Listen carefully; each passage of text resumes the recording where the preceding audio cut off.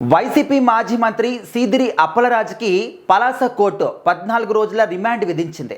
ఎందుకంటే రీసెంట్గా మనం చూస్తూ ఉన్నాము సోషల్ మీడియా వేదికగా సీదిరి అప్పలరాజు యొక్క పేరు ఎంత భారీ ఎత్తున వినిపిస్తుంది అని చెప్పేసి, తన కొడుకు ఒక కేసులో ఇరుక్కోవడం, ఆ కేసు నుంచి తనని ఏ విధంగా తప్పించాలి అని చెప్పేసి శత విధాలుగా కూడా ఆయన ప్రయత్నాలు చేయడం. సో అందులో భాగంగానే ఆయన పైన కూడా కేసు నమోదైంది. ఎందుకంటే తప్పు చేసినటువంటి కొడుకుని మందలించాల్సింది పోయి ఆ తప్పు నుంచి ఏ విధంగా రక్షించుకోవాలి, ఆ రక్షించుకునే విధానంలో ఇంకా ఎలాంటి తప్పు చేస్తున్నాడో తనకు కూడా అర్థం కాని పరిస్థితి. అంటే లేనిపోని అపోహలు క్రియేట్ చేయడం కానీ, ఉన్నటువంటి సాక్ష్యాధారాలు మాయం చేయడం కానీ, ప్రూఫ్స్ అన్నింటినీ కూడా మార్చేసి ఇక్కడ నా కొడుకు చేయలేదు అనే విధంగా సమాజానికి చెప్పడానికి ఈ విధంగా సహాయ శక్తులా కూడా ప్రయత్నాలు చేస్తూనే ఉన్నారు.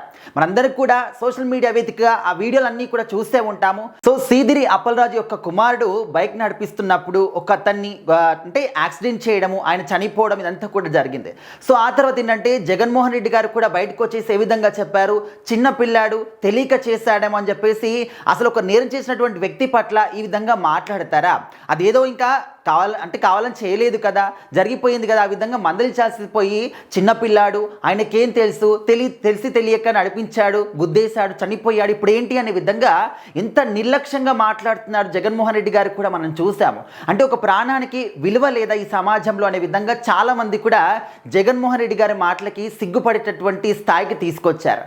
సో ఆఖరికి కన్న తండ్రి మనం చూస్తూ ఉన్నాము, ఎంతోమంది రాజకీయ నాయకులు వాళ్ళ పిల్లలు తప్పు చేసినప్పుడు మందలిస్తారు అండ్ సమాజానికి కావచ్చు, అదేవిధంగా న్యాయస్థానాలకి చట్టాలకి వదిలేస్తారు, ఇంకా ఏదైనా చేయండి అని చెప్పేసి. బెస్ట్ ఎగ్జాంపుల్గా ఇక్కడ తెలంగాణలో బండి సంజయ్ గారి కుమారుడి విషయమే మనం చూసుకుంటే ఇక్కడ న్యాయస్థానము ఏ విధంగా వ్యవహరిస్తుంది, ఏ విధంగా ఆయన ట్రీట్ చేస్తుంది, జైలుకు కూడా వెళ్ళాడు, ఆ తర్వాత బెయిల్ పైన బయటకు రావడం జరిగింది. అంటే ఓకే తప్పు చేశాడో తెలియదా, న్యాయస్థానము దాన్ని తెలుస్తుంది. కానీ ఇక్కడ ఏంటంటే అసలు న్యాయస్థానానికి వెళ్ళకముందే తనని ఏ విధంగా తప్పించాలి అని చెప్పేసి ప్రయత్నించడం అనేది, అంటే తప్పు చేసినటువంటి వ్యక్తిని తప్పించడానికి చూడాలంటే ఇది కూడా ఇంకా పెద్ద నేరంగా భావిస్తూ ఉన్నారు సమాజంలో, అదేవిధంగా చట్టాలు, న్యాయస్థానాలు కూడా.